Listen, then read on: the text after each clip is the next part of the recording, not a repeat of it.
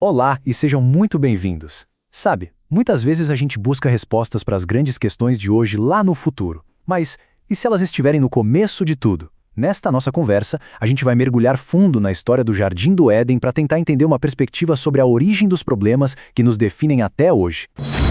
Deus e Nós apresenta Proclamação às Nações. Pois é, a nossa análise parte de uma pergunta que ecoa há séculos, né? Por que o mundo parece tão confuso, tão distorcido? A fonte que a gente está explorando hoje sugere que a chave para essa resposta está lá no primeiro capítulo da história da humanidade, lá no Jardim do Éden. Ok, vamos lá. Para a gente conseguir entender o que foi a queda, primeiro a gente precisa sacar qual era a natureza da lei de Deus, pelo menos como a fonte nos apresenta. E olha, não se trata só de um conjunto de regras, viu? É algo muito mais profundo, ligado à própria vida. E aqui está um conceito que é a chave de tudo, o pecado. A fonte não define o pecado como simplesmente quebrar uma regra, não. É um ato de se desconectar da própria fonte da vida. A consequência é existencial, não é só uma punição legal. Essa analogia aqui ajuda a gente a entender perfeitamente. Pensa comigo, se alguém coloca a mão no fogo, a queimadura não é um castigo que o fogo decide dar. É o resultado natural inerente daquela ação. Da mesma forma, se desconecta de Deus, que é a fonte da vida, resulta naturalmente na morte. É essa a lógica apresentada. E a nossa fonte vai buscar reforço para essa ideia lá nas Escrituras. Em Gálatas, a gente lê que onde existe o fruto do Espírito, amor, alegria, paz, a lei não é necessária. Mas por quê? Simples, porque a lei existe para apontar o erro. Onde não tem erro, a lei, ela se torna irrelevante. Agora a gente chega no catalisador de toda essa história, a serpente.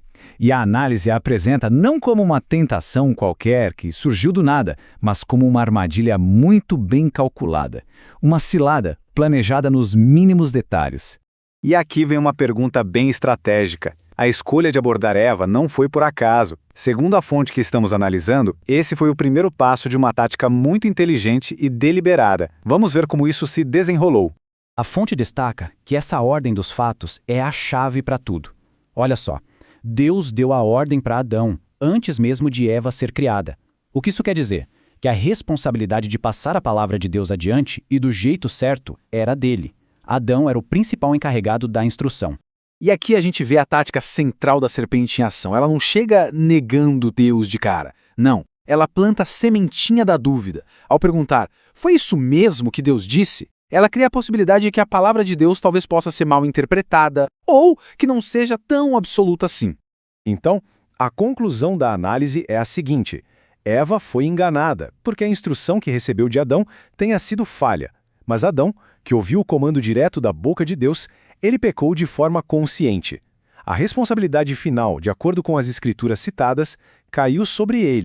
Agora vamos avançar para o que seria o clímax dessa análise. A fonte que estudamos propõe que a consequência da queda não foi só espiritual ou moral, mas também, isso é impactante, profundamente biológica. O ponto central aqui é essa ideia de semente. Nessa interpretação, Adão não era apenas um indivíduo. Ele carregava dentro de si a semente, a origem biológica de toda a humanidade que viria depois dele. A analogia da fonte de água é muito poderosa. Imagina a nascente de um rio. Se alguém vai lá e polui a nascente, o que acontece? O rio inteiro fica poluído. Da mesma forma, se a semente em Adão foi corrompida, toda a humanidade que veio dele herdaria essa mesma corrupção. Ou seja, o argumento principal é que o ato de comer o fruto proibido não foi só simbólico. Foi um ato que, segundo essa interpretação, introduziu um princípio de morte na carne, alterando a estrutura biológica do homem e manchando a semente que ele carregava. E esse versículo de Romanos é a principal base bíblica para essa linha de raciocínio. A passagem é bem clara ao dizer que o pecado e a morte entraram no mundo através de um só homem, Adão, e a partir daí se espalhou para todo mundo, o que sugere uma espécie de herança dessa corrupção.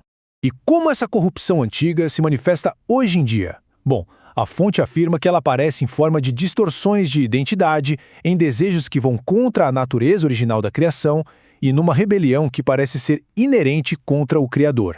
É apresentada como a raiz das disfunções que a gente vê no mundo. Se a história terminasse aí, com a semente corrompida, seria uma tragédia sem nenhuma esperança, né? Mas a análise continua e apresenta o que as Escrituras chamam de uma resolução divina personificada em Jesus, o último Adão. Esse quadro comparativo aqui deixa a diferença bem nítida. De um lado, o primeiro Adão, um ser terreno, com sua semente corrompida que trouxe morte e condenação. Do outro, Cristo, apresentado como um espírito celestial, cujo sangue puro oferece vida e justificação. Então, o propósito da vinda de Cristo, segundo essa análise, não foi simplesmente perdoar os nossos atos errados. Foi oferecer uma solução muito mais radical. A chance de receber uma natureza completamente nova, algo que a natureza humana, já caída, jamais poderia gerar por conta própria. E a conclusão é uma mensagem de esperança. Apesar da profundidade da corrupção humana, a graça de Deus é apresentada como algo ainda mais profundo, ainda maior. No fim das contas, a misericórdia venceu o juízo. E essa análise toda nos deixa com uma pergunta final para a gente refletir. A fonte afirma que uma solução foi oferecida, um convite foi feito. A questão que fica no ar para cada um pensar é se esse convite será ou não aceito.